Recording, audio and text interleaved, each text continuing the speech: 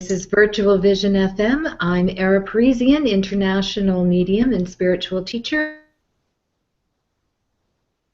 and I am Reverend Ted Woodruff, who I'll let Ted tell you what he does.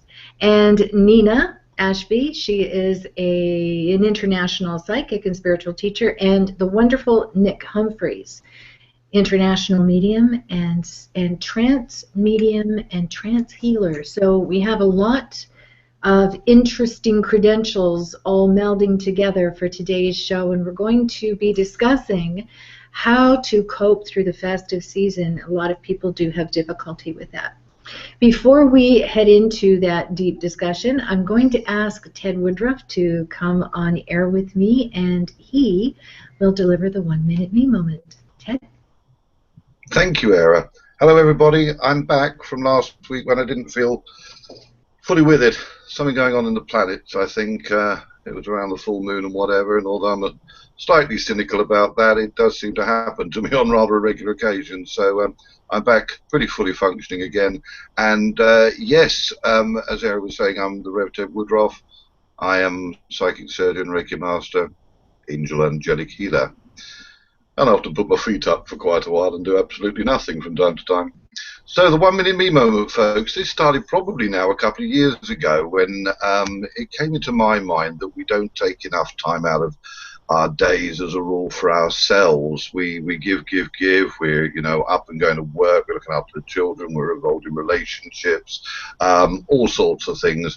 And I'm just as culpable in this, that you don't take time out of your own day for you. So I just came up with the idea of taking 1 minute out of your day. If you can do that at least, then you do get some own time and me time.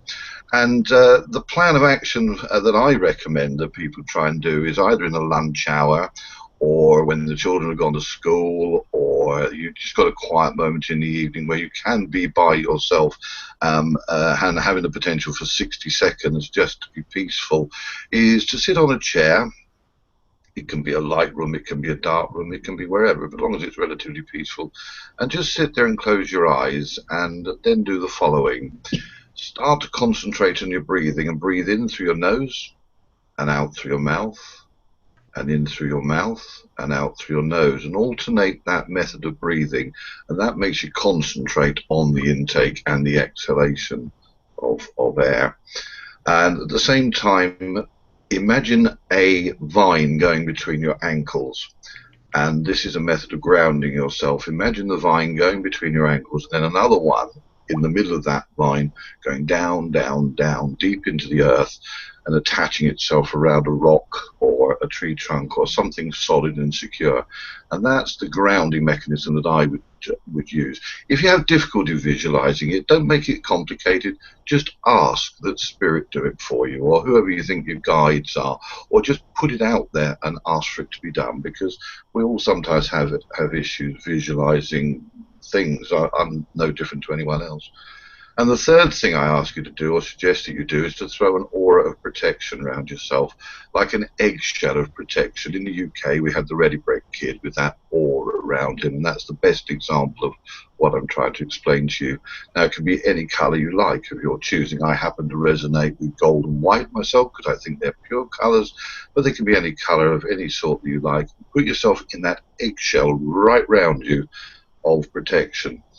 And although it takes me more than a minute to explain it, as I say each time I'm on here, spend the next 60 seconds, 1 minute, just connecting with your guides, your loved ones, spirit, anywhere you want to take your mind, just for 60 seconds. You'll probably find it goes on for a bit longer, and if you can increase it over the weeks to 2 minutes, 5 minutes, 10 minutes, great.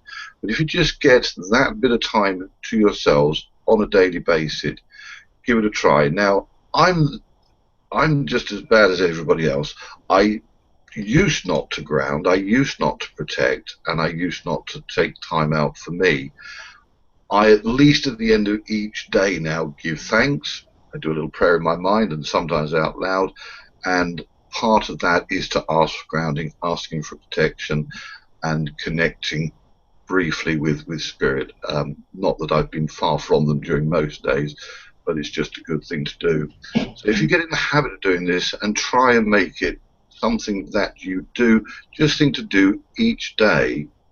You may not sense anything particularly the first few times. You might do. It depends just where you're at in your mind and whatever. But give it a try because it does work. I don't get what I feel are as many issues happening in my life since I have been practicing this, certainly doing grounding and protecting. And of course, I do have what I feel is my own personal connection to the spirit world, dimension, God, the divinity, the angels, the archangels, whatever. Not everybody has necessarily that intense, constant 24-hour awareness. Not everybody, but there's a lot of people similar to me too. So yes, essentially that was the thing: the breathing, the grounding, and the protection. So if you remember those three things, and to do the 1 minute me moment from me, the Rev Ted. And thanks. And hopefully, very much. Thank you. And my motto is try it, then deny it. It does work. And you won't really have an indication as to how effective it will be unless you discipline yourself and ensure that you do that 10 minutes each and every day. So right now I want to welcome Nina and Nick to the show. And let's open the floor to discussion on how best we can cope through the festive season. So many people have issues and are so challenged at this time of year. And it isn't just on December 24th or December 25th. It is the entire month. So let's hear from Nina. What are what are some of the things that you have noticed, and what is your suggestions for people to be able to cope a little better than they might? Well, it's always a very stressful time because there are so many expectations. And I feel it's managing expectations that seems to be a problem with people. And expectations around what they should give, what they should look like, how they should be a host or hostess, what they should be doing for their family, should, all of that. So my feeling here is having a sense of being able to center yourself. I mean, Ted just did the 1 minute me moment, but actually it's about a kind of a 10 kind of thing.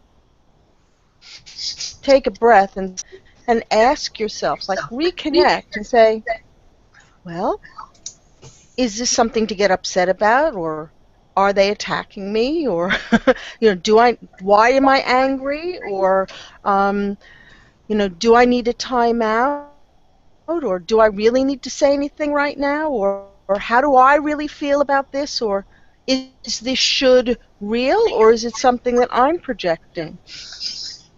So managing your expectations, what do I expect, and does it matter what other people expect? Shouldn't I be real? So for me, holiday time, and this is a key point, that you can only manage your own expectations. You can only manage your own self, and whatever other people, how they react to you, what their expectations are, may or may not be realistic in terms of your agenda or what you need to do if you're hosting people or whatever. People give you expensive presents. You can't afford expensive presents. Presents aren't about a competition. It's about something that you give, which is the spirit of Christmas. So however you choose to manage it, be mindful, manage it, have a strategy in place before everybody descends, and some safety moments, either by checking in or getting busy and going to locking yourself in the loo for 2 minutes, 5 minutes, whatever it is that is convenient for you, and ask yourself, do I really need to have the last word? Do I really need to have an argument? Well, I think you're so bang on, especially when, we're inviting people into our homes, um, and we are expected to be the host or hostess. And, I think there's an expectation, and it's rather a false one in my mind, that, well, all these people are going to come over, and I know I have issues or challenges with, one or two or maybe three or four of them, and I just know that they're going to be a thorn in my side. When you begin to have that expectation, then you are manifesting that to occur, right? So the first order of business, I would think, is to know, yeah, you do have challenges with certain people.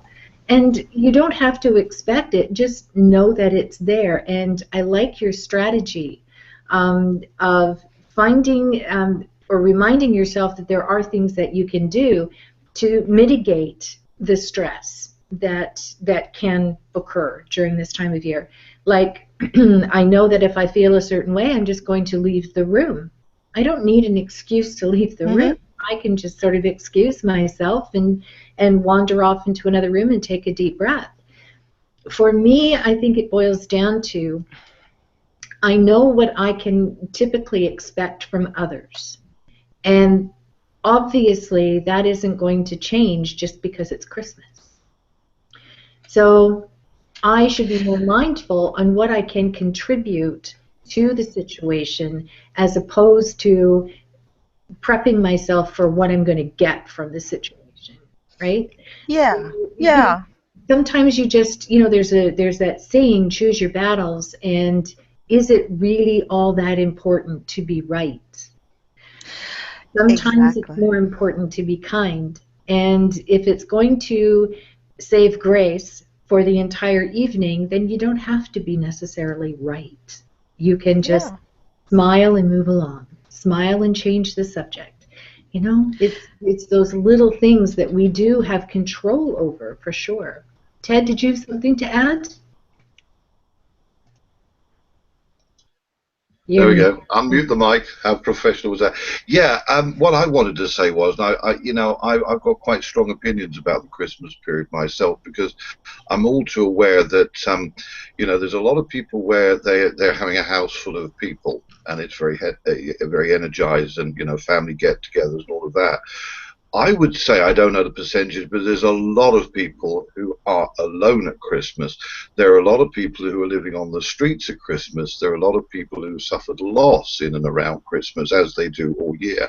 And so it's a very, it's not necessarily a time of celebration for many, many millions of people across the world, certainly the Christians across the world, which is something, again, that I was going to come to.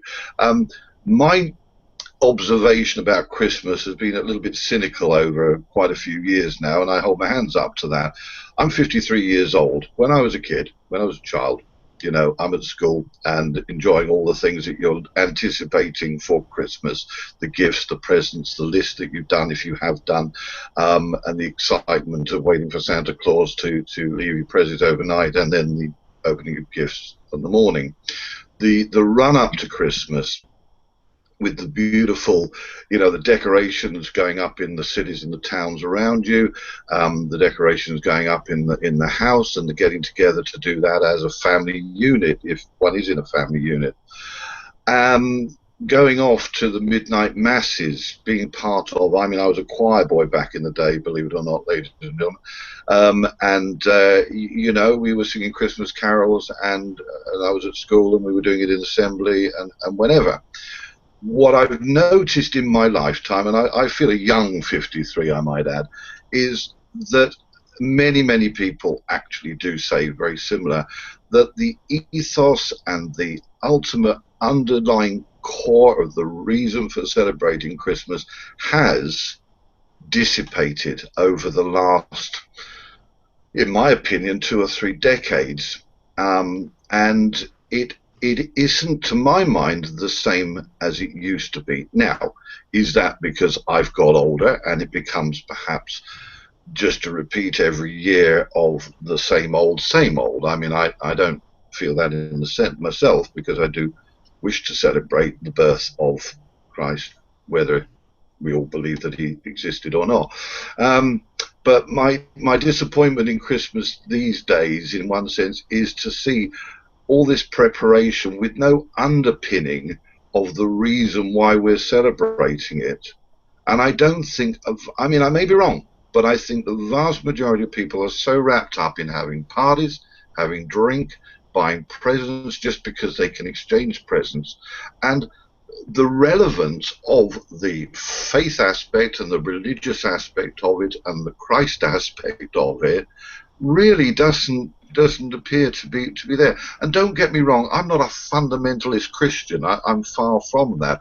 I'm a reverend with the Universal Life Church, which incorporates all the religions all around the world, and I'm open to each and every one, whether it's Muslim, whether it's Christian, whether it's, you know, all the offshoots of the same, whether it's Buddhism. I'm primarily spiritual. But I'm just saying, without trying to be, you know, intending to be negative, there's a lot of positives about Christmas. Obviously, where families are getting together, and there's the excitement of gift exchange and the excitement of getting together. But I think a lot has been lost over the years, and also the actual as I say, the underlying underpinning of what actually Christmas represents and what it's all about. Well, that's true, but that can be something different to so many. And I understand what you're saying, and I feel it's been way too commercialized myself. What I'm trying to understand is how we can cope better under stressful situations, and a lot of the times the most stressful situations is the festive season. And whether you have an organized religion as your foundation or not, it doesn't seem to remedy or soothe the stresses that people do undergo. And you know, I'm with you. I mean, it starts on Black Friday, and you know, it is just that gluttony kind of thing, and the one-upmanship when it comes to gift giving. I know families personally that are very upset at the end of the Christmas gift opening because somebody didn't spend as much money on them as they did others. And you know, that to me is just ridiculous, because that's not what it's about. So for me, without any organized religion underpinning, for me, it's all about peace on earth, goodwill towards men. And we should be that way all the time. But during the festive season, that's when there's hopefully a collective that is doing the same thing, and that is essentially quite powerful. So, Nina, I saw you raise your hand. What did you want to add? Well, I wanted to say that I thought Ted's point, first of all, about aloneness and loss and grief or something that we definitely should be looking at and covering in our discussions tonight in greater depth, because I feel that is something that it's hard to manage. But there are, and there are things that one can do. And before to that, I thought it would be, I'd just like to put my tuppence in about, we call it Christmas, but Christmas is an ancient holiday that predates Christianity and the birth of Christ, which I'm not even going to get into that. But it is it is a time of a festival of light. A festival of light. It's about the celebration of the return of the light at the darkest time of year. So the 21st of December is the longest night. And the 22nd of December is the dawn of light again. And that is the symbolic significance that underpins all religions, all celebrations from Neolithic times onward, and why we have drinking and feasting and gift giving that is supposed to acknowledge that the light is always there in the darkness. Mm-hmm. Doesn't really have to do. It has to do with reconnection to nature and our nature, our spiritual nature within us. Well, I think this is really important because, we're giving so many different perspectives on what Christmas actually means. And, for people who may not believe the way society dictates, then, it's okay to believe whatever it is you want to believe, really. And you shouldn't put pressure on yourself to adhere to society's standards in any way, shape, or form. Now, I just want to bring Nick into this conversation because, fellow medium here, I know you're a medium too, Nina, but I want to bring Nick on board. And, this is a difficult time of year, especially when someone has lost, for example, a family member or a very, very dear friend. And, you and Ted, right around now, Ted, really, your year is coming up, and it's that year of firsts for people. And even if it is not a year of firsts, and it's not the first year since your loved one has passed, you still feel it. And what are some of the ways, or what are some of the things people can do, Nick, in your mind, that will help soothe this challenging time of year? It's a difficult question to answer, really, because like I've been listening to everybody what we've been talking about, but it's individual, isn't it? Everybody's individual. So for me personally, I kind of get lost in, obviously, because I've got Isabella, she's 4 years old. Christmas is about children, so I kind of get lost in that sort of scenario. But we also have to remember that just because they're gone, they're not forgotten, and actually they're not gone for good, if that makes any sense, because they are around us. It's keeping the pattern of what we used to know is the most difficult. So for my family, we know that my dad would be spending 1 year in Ireland, 1 year in the UK. So when he was here in the UK with his wife, we would have Christmas with them. But that's no longer the case. So it's trying to fit something else into that scenario. So, whether it be you start doing that with your in-laws or with friends, where you sort of swap over, if that makes any sense. You go to your friend's house one Christmas, they come to yours. So it's finding similarities in the comfortableness of it all. But it's a really hard thing to sort of overcome. Even yes, Christmas is coming up, but also things like their birthdays. That's and actually the day that they pass, they're just as significant. And I know, unfortunately for me and for my wife, that Bruce died the very day that my nan died 8 years ago. So it was a double punch in the stomach, basically, because I was giving thanks to my nan for everything that she does for me as a kid and my growing up years, and then I find our dog dead on the lawn. So it's it's hard. It is hard to get over it, but you just have to sort of learn to deal with it. On another aspect of what you're touching on is the kind of, dare I say it, but belief of Christmas, the spirit of Christmas, and the fact that it's changed, as in Ted mentioned, Black Friday.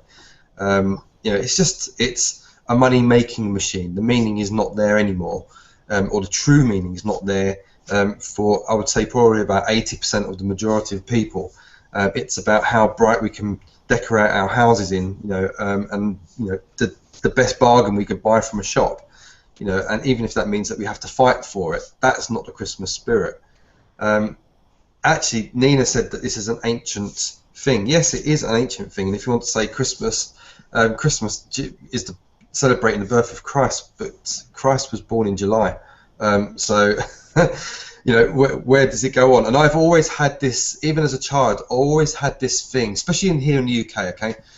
Because we, although we've carried some of the stuff over from America, like Halloween is an American thing, we have Guy Fawkes Night, which is a celebration of the saving of Parliament. Personally, I think that, Guy Fawkes should have blown it up, but that's my view. So we have that celebration. We also have we have Halloween, then we have the fireworks night, and then we have to have something to bring us cheer and joy into the winter period, because obviously 21st of December is the winter solstice, so you can't have Christmas on the same day as the winter solstice because it would draw away that meaning. So we have to have something that brings light to the dark, because the night's drawing. It's a very dark time of year. So the best way to do that is to give people presents, and to give thanks. American have Thanksgiving, obviously, if that's the American Thanksgiving is because of their landing over there, etc. So there's lots of different meanings of what people expect from Christmas, but the true meaning is about being with family. Making sure your neighbour next door is okay, or the people across the road. If they need a little bit of extra help with their electric bill or something like that. I'm just pulling ideas out of the tree, but it's that sort of scenario. But actually, it's just turned into a money-making machine. And my family, and I will tell you this now, my family know from year dot when I was born that I would not be doing Christmas cards or birthday cards, because they are a waste of money. Okay, it's a money-making machine, and it destroys the planet because they're made out of paper. Obviously, recycled paper now, but you spend, I don't know how much you spend on a card over in Canada, but we spent maybe £1, £2.50, £3.50 on a card. After a couple of weeks at Christmas, it's on the fire or it's in the bin recycling. So you've lost that money. That money could have been gone to a charity if you want to do it that way. So there's lots of different hidden meanings with it. So I'm quite cynical. Well, I have to agree with a lot of what you said, Nick, because that's the way I kind of see it as well. I like Nina's idea of the Festival of Light. It's that bringing the light back, and it is the darkest time of the year. Yeah. But I also have to say that whatever the intention is behind the actions that you express is what dictates whether you are joyful or not. So if you want to put a kabillion lights and Rudolph and Frosty out on your front lawn, if it's bringing you joy, then do it, right? Yeah, absolutely. No, If you're doing it just to make the neighbor look bad or doing it out of ego, then you probably aren't going to get the full impact of the joy that is there for you. Yeah. So, my daughter decorates. She's already started decorating the house for Christmas. And, I just love it. It just lifts my spirit so much. Not because, Santa's coming and I'm going to get a present. It's the lights on the tree. It's the lights around the window. It just looks so warm and welcoming and so festive. And it always makes me smile. That's what I get excited about. And I get excited about family, and I get excited about food. I mean, my goodness, food and family is what the holiday season is about. But for those who are having difficulties, you don't want to isolate yourself, no matter how much you feel it's probably the best thing for you to do. It is best to get out with other people and go for a walk. Talk to people on the street, right? Get on the phone, talk to a friend, do whatever it is you can just to keep involved. Because it's when you disengage from life itself, you're not going to heal, and you're not going to be able to move forward as easily and effortlessly as you might do. We're all here for each other, and so helping each other through those difficult moments are really what it's all about. Yeah.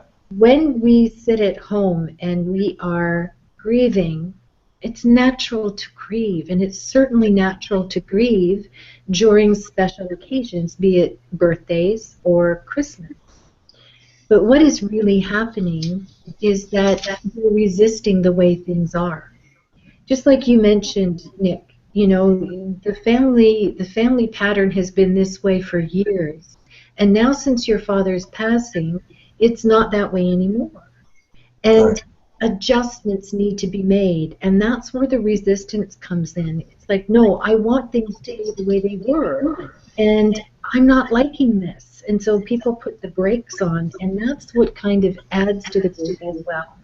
So it's a little less resistance. We know that the only thing that could possibly make you happy is the return of your loved one. And unfortunately, this lifetime, if your loved one has passed on, you're not going to see them until the next. So, it sounds cold and callous, but that's exactly the way it is. And the expectation for all of us who have lost a loved one, and no one is immune to that, is to live joyfully in spite of what you perceive you have lost. And Christmas is just one of those times that it's actually more challenging to live that obligation. But it can be done, and it can be done through just not isolating and really being around people that care about you. How do you guys feel about that? Can I I just agree. say I one thing? Sorry. feel that. Go ahead, Nina. Go on, Go Nina. ahead, Nick. No, go on, Nina. Okay. I feel like that there's some really key words here in what you said, because I feel that yes, there's all of these difficult, stressful things, a variety of things we can do for ourselves and for others. If you're alone and isolated, then you need to find a way to reach out. Or if you're not alone and isolated, you still have to find a way to reach out. So reaching out is a really good kind of antidote for both sides. Somebody who needs help and somebody who needs to help others because they're too self-involved. Yeah, that's very true, and good catch on that. Nick, And oh, I'm sorry, yeah, Nina. go ahead. Sorry, oh, no, I have a list of words. I'm sorry. Oh, okay, And go ahead. the other thing is that celebrate life, because people who have passed on can come back and talk to us through mediums, through our intuition. They're just a veil away, and we will meet with them again. And so when we feel sad, it's always good to comfort ourselves by celebrating our fantastic memories of our connection with them, which that connection never goes away. So you don't have to sit and cry. You could cry and then change your cry to laughter by going into positive memories of sharing and caring that you had over Christmas or other times of the year. Mm-hmm. The other thing to remember is with that is to smile. Because when you frown, you're down. And when you smile, you uplift. And all of a sudden that light and those brain chemicals get triggered, good feeling brain chemicals get triggered, and you can start to access more positive memories or less stress and more quiet to aid you to shift your mindset or shift your heart.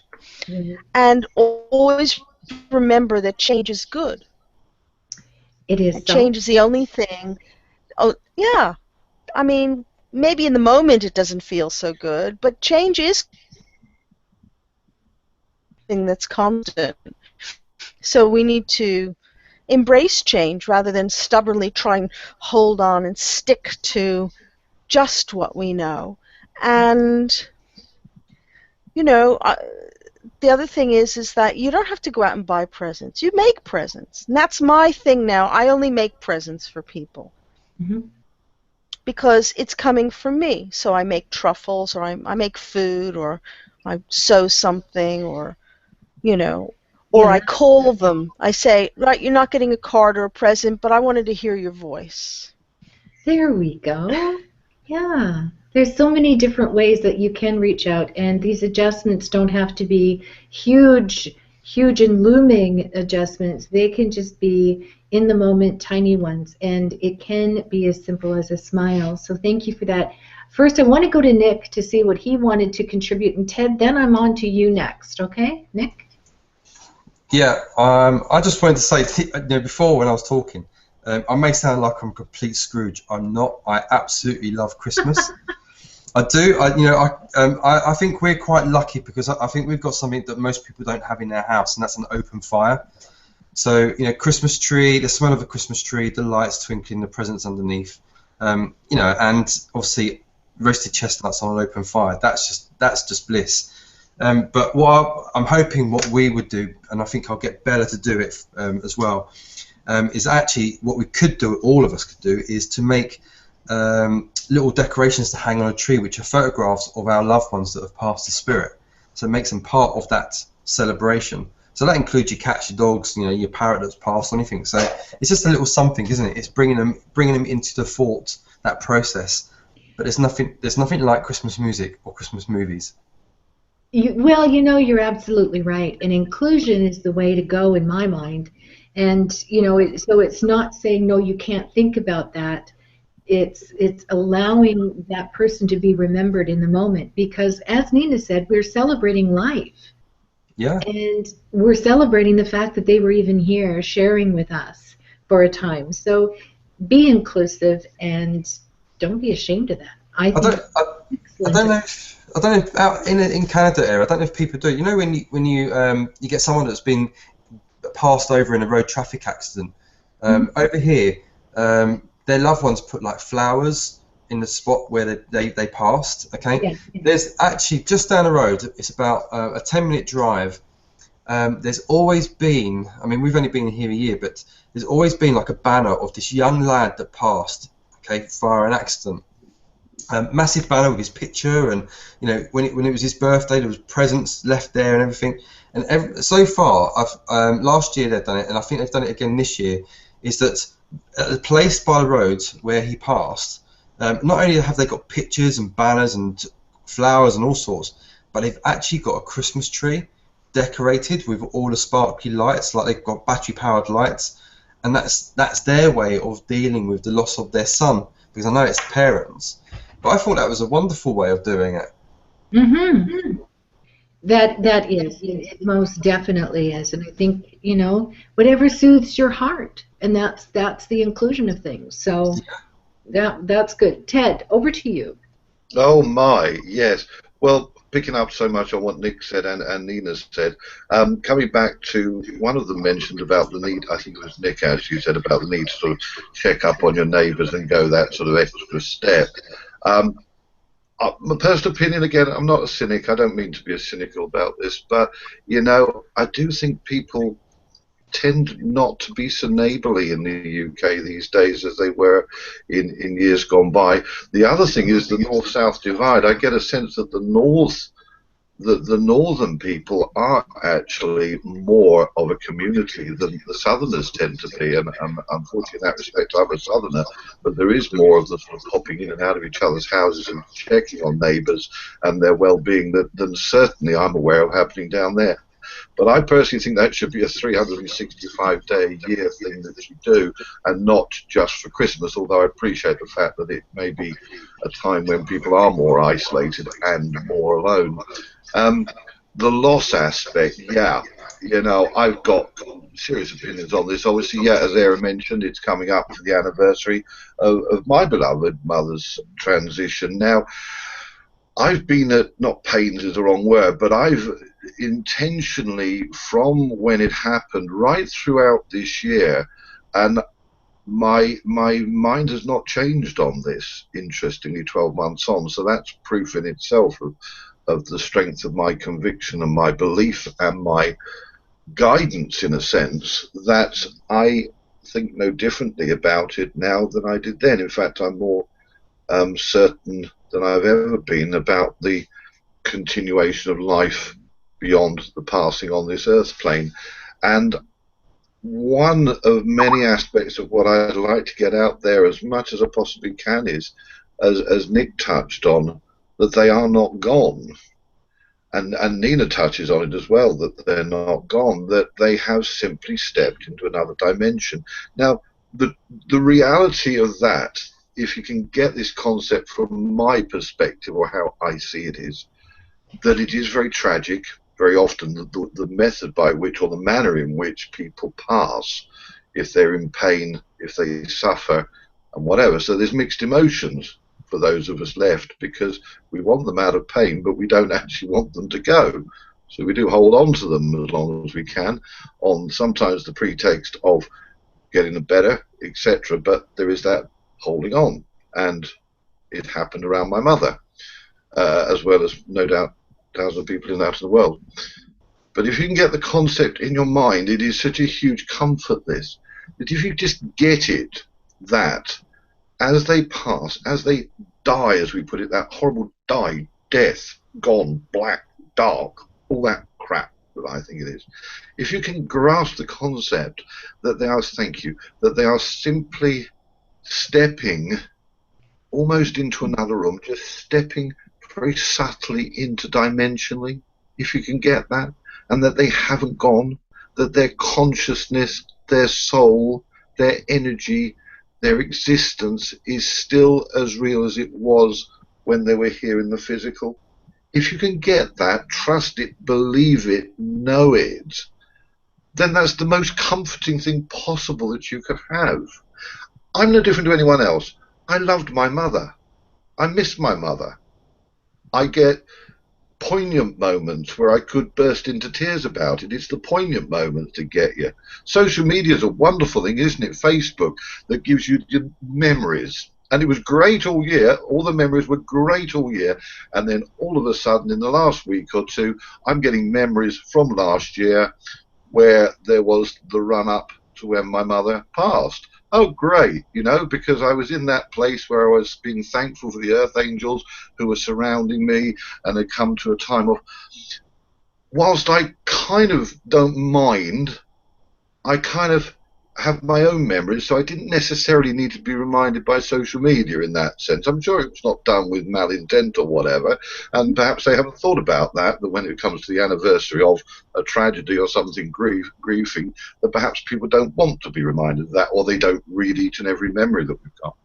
But if, like I say, just taking one example with me, that, as I say, I loved my mother. It was a kind of a loss, and people would look at me funny if I said it wasn't a loss, but it also wasn't a loss because it was a process. It was this wonderful word that Era uses, and it's going to be my word of the year, because rather than change in things, evolution. Everything evolves. That encompasses just about everything that happens in all of our waking moments in our lives. We evolve. We evolve each day as we wake up. Our lives alter, change, evolve each day. And that's what happens at the end of, and as I say, just on the sort of death or the transition aspect of Christmas time, that, you know, if you can just get that in, if people could get it worldwide, that you haven't lost them, and it's not necessarily just a matter of, oh, you'll see them again sometime, and people think, oh my God, I've got 20, 30, 40 years before I see them again. I miss them now. I want to see them now. I want to embrace them now. I want to do that to my mum. But if you can get that they are still just that step away, that's the biggest comfort, I think, that just about everybody could have, as long as they get it, and it's not a sort of vague, oh yeah, that's really nice and comforting just for today, but I'm actually going to go home now and get all upset and grief-stricken about it. Get it, you know, get it in the consciousness, your own consciousness, that is how it is in the whole divine scheme of things. And the last one was something that Nick said. Quite honestly, he said there's nothing like a Christmas movie. And I was going to say, well, there's nothing like a Christmas movie to come on for me to change channels, but that's just my personal opinion on it all. But yeah, you know, we've all have, or we will all suffer a loss. There will be anniversaries that come up about that. It's how your attitude of mind is about it. It is about how your belief system functions at the time. It depends on those around you who give you the mixture of comfort, support, help. They get you, and I was very fortunate in that time last year when it was, you know, it was interesting times to say the least. But I learned out of that, and so many people around me learned out of that. And as I say, if there was one message I got out there to the whole world before I passed, to say, don't be tragic, don't be grief, or try not to be, anyway, I know it's human, try not to be grief-stricken about the passing of a pet, a loved one, a mother, a father, a friend, a partner, or whatever. Try not to be, because, as I said this time last year probably, you know, I wouldn't want people to be cheesed off when I go, right? I wouldn't want that. I don't want to be looking down and everybody's, you know, all tragic and upset the Rev Dead's gone, and oh my God, I'm going to miss him and all. Well, I hope they're going to think that, but I don't want them. I don't want anybody to be paralyzed deep with grief, right? No, I wouldn't wish that, and I've no doubt anybody in the realm up there there's no one up there going, yeah, go for it. Get really upset. Have your tragic moments. Be upset for this. They want you to be as happy and to remember them well. Move on with your life. Evolve your life. Look forward in time to when your time is going to come, and you're going to be all back together again in that realm, which is an absolute. It's that one certainty I can tell everybody. Exactly. And, I totally agree. And thank you so much for mentioning all of that, Ted. There's been an interesting convo going on in the chat room between Nick and Colin. Hi, Colin. And this is about, you know, throwing money to the homeless. Why not ask them what they really need, and would they like a sandwich or a hot drink? Whoever's, and who actually speaks to them. And those are Colin's thoughts, and Nick sort of responded as well. So Nick, I'd like you to come on air here too. And this is really kind of segueing into another aspect of Christmas and what we can do. And if we are missing our loved ones, if we are grieving and it's painful and we don't know how to uplift through it, one of the best ways to uplift through it is to extend kindness to another. You don't need to know them. You just need to be willing to offer something to another in need. Let's face it, the person on the street corner freezing that hasn't eaten in a few days is suffering. And yet you are suffering in the comfort of your home because you miss your loved ones. So, sometimes it takes you getting out. This is what I mean about not remaining isolated, is to get out there, walk down the street, buy a cup of coffee for a homeless person, have a chat with them. It's Christmas for them too. And Nick, do you want to add to this conversation on this topic? Yeah, I mean, it's very easy to kind of see or observe a person on the street that's begging, because that's what it is, and maybe criticise the fact that they're on the street. A lot of, and I dare I say, but I probably had a thought many moons ago about someone being on the street, and I probably want money for drugs. That's probably the first thought of a lot of people. But why does it have to be just at Christmas? That's the first my other thought. Okay. So I mean, we were in town, and there was a guy begging there. It was a really cold day. His dog was there. Yes, there is it begs the question: is if they're homeless, why do they have a dog? But really, I mean, we stopped. We said, we asked him if he was okay. Is the dog okay? Is there anything that you'd like? He said, I'd love a sandwich and a cup of coffee. Didn't ask anything about his dog. Being dog lovers, we decided to buy the dog an extra large sausage roll. So, we stood there while he was eating it. So, he was grateful. He said thank you. The dog loved the sausage roll.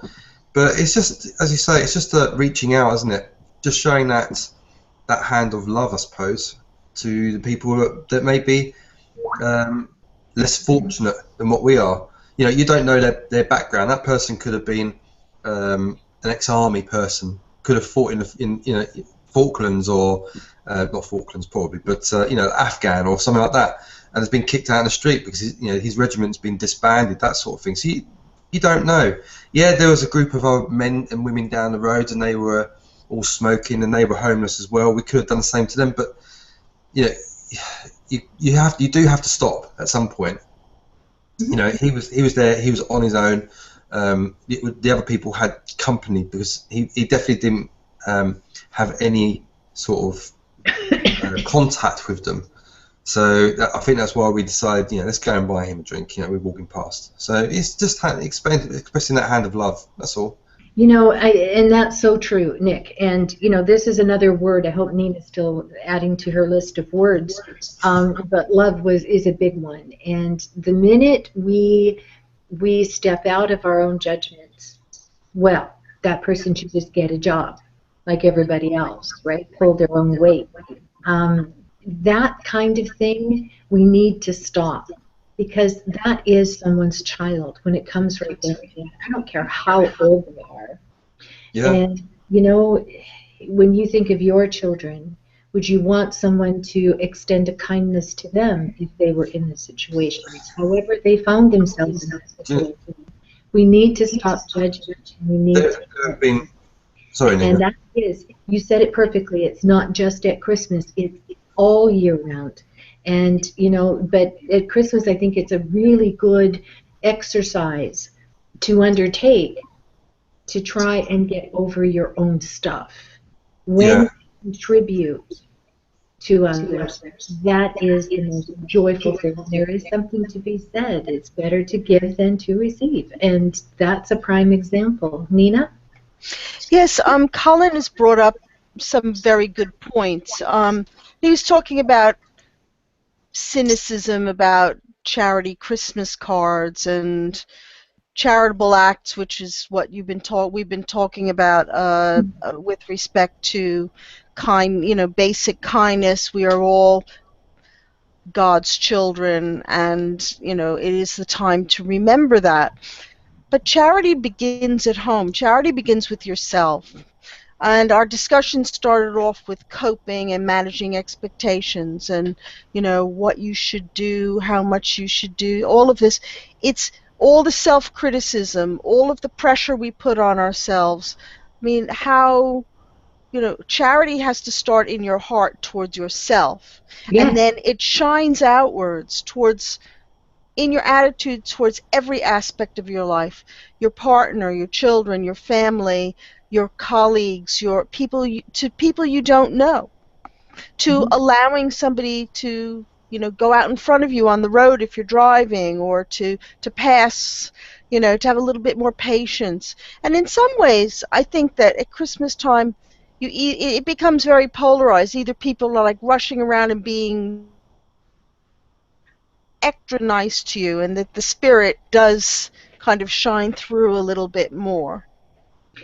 I just But wish every charity, day could be like Christmas, right? I mean, we have the capacity and potential to really make a difference and an impact on everyone that we come into contact with, and yet we don't. We don't.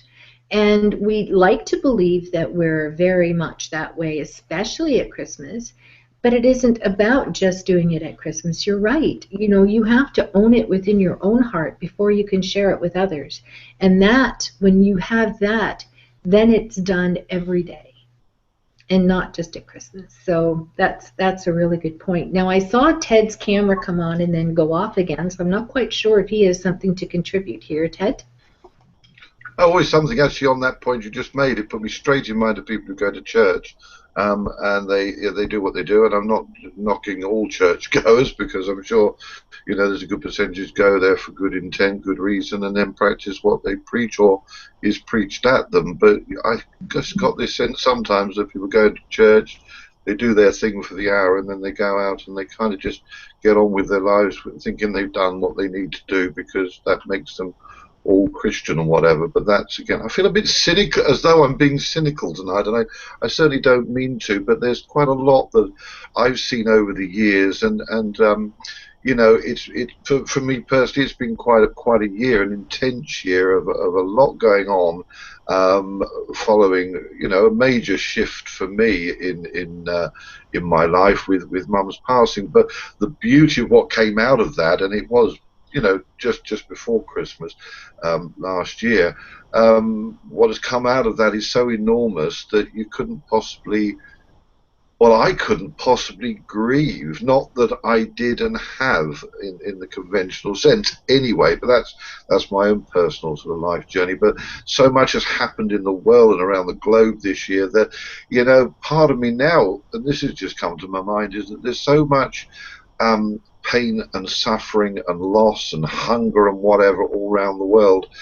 Um, Not that this is the reason why I have never particularly celebrated Christmas, but actually I would feel kind of if I was just going to sit and eat and fill and be merry and all of that sort of thing without a thought or something constructive for those people out there, and this, I know this goes, well, it's not actually going off subject, but it's just another angle on it. With all the geopolitical turmoil around the world, that's something that's been very much in my mind for the majority of this year, is my awakening about what is actually happening truly to our planet and to the people on our planet. And Ken O'Keefe, who is probably one of the most extraordinary orators, he was up at David Icke's place, and he gets around on certain channels on TV here. He calls everyone his brothers and sisters, everyone. And he's left America and he's headed off sort of elsewhere because he's forgone his American citizenship, albeit he was a Marine out there. But he does have this wonderful use of words and oratory, and as I say, calls everyone his brothers and his sisters, whether they're in Palestine, Israel, Russia, or America. And there is, as I say, so much turmoil going on everywhere around the world. There doesn't seem to be a great expression of Christian values coming out of our government in this country these days, in my humble opinion. And it all seems to be about feathering one's own nests, albeit supposedly in a democracy. And all this sort of military stuff going on, and bombing of civilians and drones and all of that. And, while that's going on in the world, okay, it's very easy to sit back and go, I'm nice and comfortable sitting here in my own little home, all away from the troubles of the world. But that doesn't go away just for that one day. And again, there we are. It is just one day of the year, and we've talked about being nice to our neighbours and good to people and whatever. Hopefully there's an awareness in all our hearts all the rest of the year as well as on the day. And having said that, I've talked myself into it now that perhaps we are allowed a day where we do gather where we can, the loved ones around us, and enjoy our day and say we're entitled to have this day of light and love and festivity. And it is, in this country and in certain other countries around the world, a Christian attitude and culture that we exist in the UK and America, Canada, etc. So maybe we are entitled to do it, but not forgetting the others out there who, for Christmas Day, is not necessarily that great. Is not necessarily that great. And on the subject of beggars and whatever on the streets and stuff, very good points made by Nick there. That and yourself about them being someone's child, and not to prejudge someone who has found themselves in that situation. I'm not sure that any single beggar or alcoholic or whatever who is on the streets of the big cities of this country have done it on purpose. I mean, how daft would they have to be to do that? And I've watched this quite often actually on various sort of videos and programs or whatever of how people have got themselves into that position. And there's a good number of them who were perfectly, and still are in one sense, perfectly functioning human beings, but they've had very good jobs, they've had families, they've had homes, they've had cars and whatever, and all of a sudden things have combined and conspired against them, and they actually find themselves destitute. They are, although you look at them all wrapped up in a multitude of coats and cardboard around them to keep them warm, and how very practical are they when they get in that sort of situation, but they are truly no different to thee or me, to any of you, watchers, listeners, and the hosts here tonight, that they are truly just human beings who have fallen on hard times, very often, as I say, not through their own fault, or there's mental issues that have caused them to crash in their lives. And who knows, maybe it's their life lesson, maybe it's karma, maybe it's just unlucky.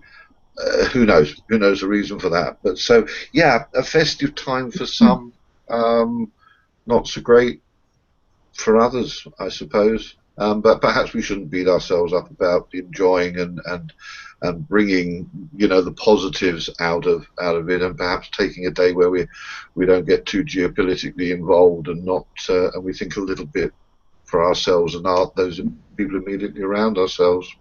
Well, I agree. And the thing that I think about is that, yes, there's upheaval all over the globe.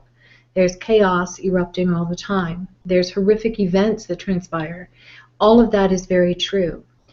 But when I see the pushback, and that's not right, and that's terrible, and they should pay, and the fear mongering that goes on, what we're doing is we're expanding that which we do not want.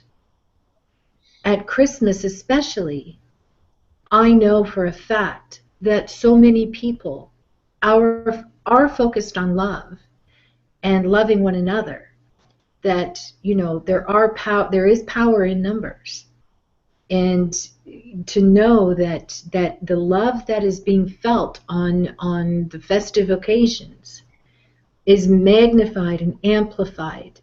It is having an impact on the globe. And how can that be? Because we need to feel it in self first in order to be able to give that away. So one person can make a big difference in the world. But it does start with us, and it's not isolated to Christmas. It's how we should be living every day.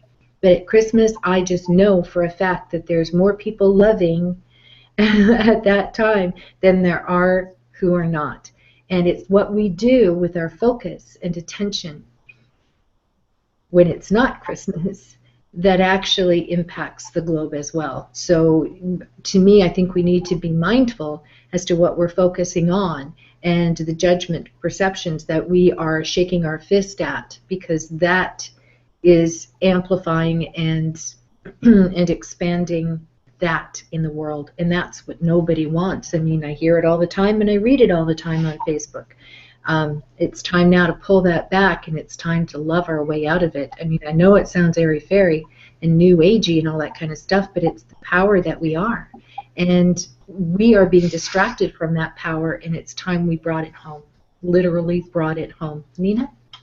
Yes, I think that you're absolutely true. And before you started speaking, I wrote down these words.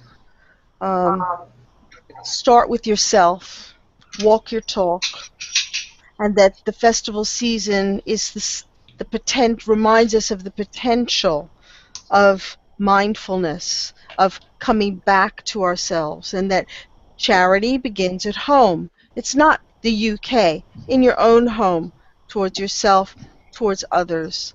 And that if you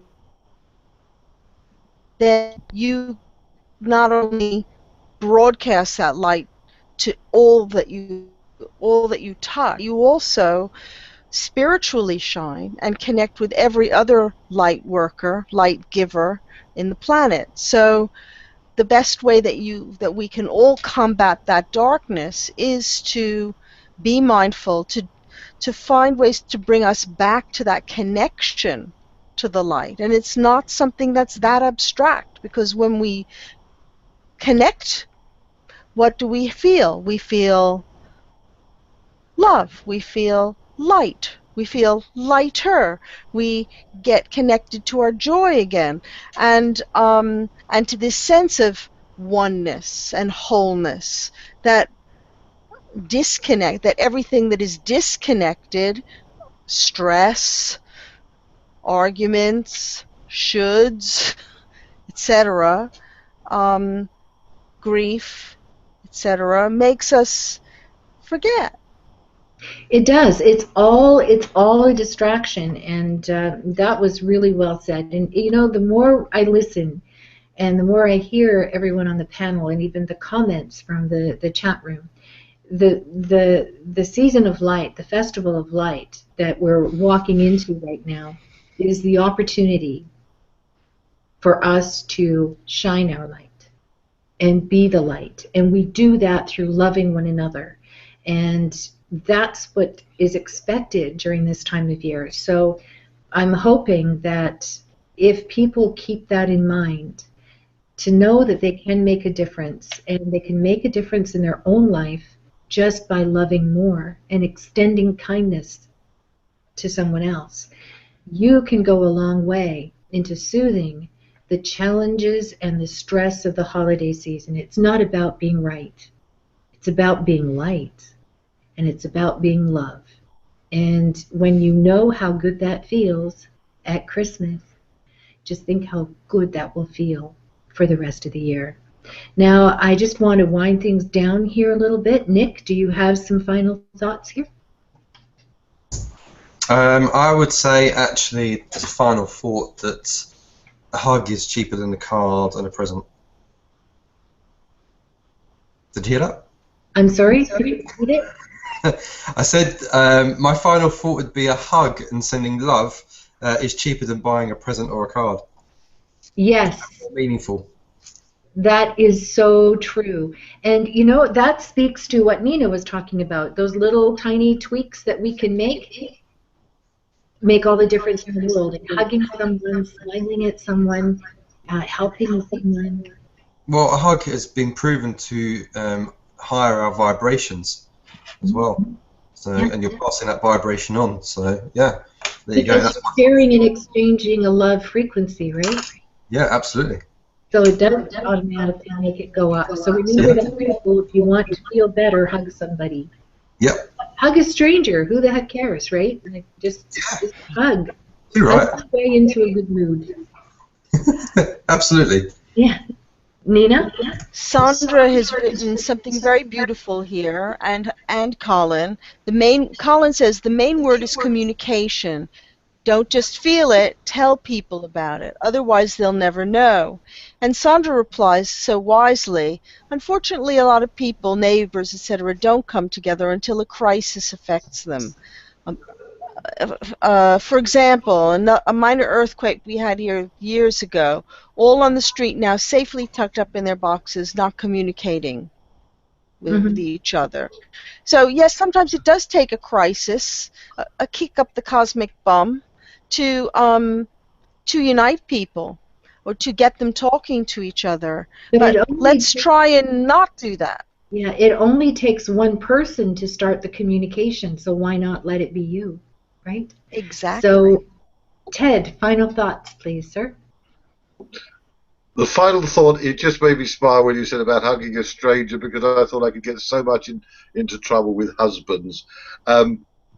On a positive note, other than that, because I had a little bit of a cynical attitude to part of the Christmas aspect, is I think for me it would be with Christmas time coming, and as I say, this is just purely my take on it, is that the sadness that people feel with the loss aspect at a particular festive time of year, and Christmas is probably one of the main festive parts of the year, other than Easter, which is nothing like this time of year, is that the words I said last year about reaction to transition, loss, whatever you want to call it, and that is not to be sad, but to be glad, and that is not to be sad in the selfish way. Yeah, we all do it to a degree. We do feel a sadness at a loss, at a tragedy or whatever. But if you can try and be glad for the person who's passed swiftly, as painlessly or whatever, or the fact that it was their time, whatever age they were, and however sad that is, whatever, it was their time. And so be glad for them, because, hey, they go to an awesome dimension and an awesome place, and they've had their time here on the earth plane. So, yeah, that's what I would say around this time of year, as I say, because anniversaries and time and this, when you're very focused on family and friends and in-touchness, is to maintain a gladness in your heart rather than anything of the opposite to it. And happy Christmas, although we'll be back before then. Happy Christmas and enjoy the run-up. Of course. So, Virtual Vision is going to do its part to help soothe the challenges that do come along with the festive season, specifically when it comes to the loss of loved ones. So make a note on your calendar, 20th, I believe. The VVFM team here will be offering on-air readings, and that will be our contribution to you, over and above our normal contribution to get you through the Christmas season. Now, next week we are kicking off. Nina, come back on the air, please. We are kicking off the Festival of Light, which is the festival of life, really, and every week through the month of December, we're going to be bringing onto the platform those in the know And who is coming on next Sunday? Is it Tina DeLuca, the numerologist? Oh. No, No? we are. We are. What are we doing next week? We're giving readings. I thought that was December 20th. All of us. I thought that was December 20th. No, I don't Okay. think so. Oh, hold on. Sorry. Yeah. No, you're right. Okay. So, December 6th, next week, we've got Tina DeLuca, our numerologist, coming on, and we're going to talk about you're a star and we've got your number. So Tina's going to be talking about your numbers and where you can shine in your life, particularly this time of year, and perhaps also talk about, you know, things around how when the year of 2016 and that energy of 2016 would be different from 2015, and then maybe about your personal numbers and when that is. So we're talking about you shining through your numbers. So Tina DeLuca, December looking 6th. her on. Yes. So mark your calendars. Next week, Tina DeLuca, numerologist extraordinaire. We've had her on the show several times, and she's always a big hit. I adore her energy, and I think if you're looking for a numerologist, she is bang on when it comes to accuracy. So hopefully you'll receive a mini reading from Tina. And thank you so much, everyone, for participating in our discussion today on how to cope through the festive season. We've had a great discussion. Thanks, guys. We've hit a lot of topics concerning the main one, and hopefully we can give you a bit to think about and a few tools to help you cope through the festive season this year. So any final words, gang? Nick? Oh boy, put me first. Live long and prosper. Sorry.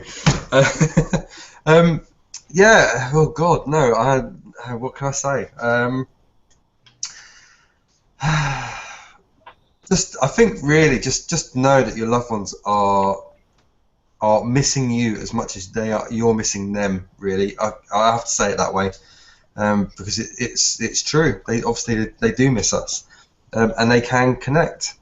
So just go to bed at night with that in your mind, and actually before you go to sleep, put a thought out of thanks and an I love you to whoever it is that's on the other side of life, because they can come forward while you're sleeping just to make sure that you're safe and give you a hug. Right on. Perfect. Thanks. Ted. Oh, in the words of Patrick Swayze, ditto. Big echo here. Okay, try it again. I was just going to, I said, in the words of Patrick Swayze, what Nick just said, ditto. Oh, ditto. That's perfect.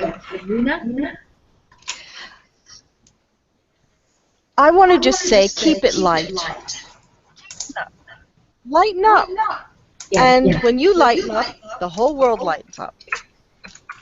Thank you for that. And yes, I agree. And my parting comment would be keep loving, keep living, and keep that light going, because it's not only you that needs it.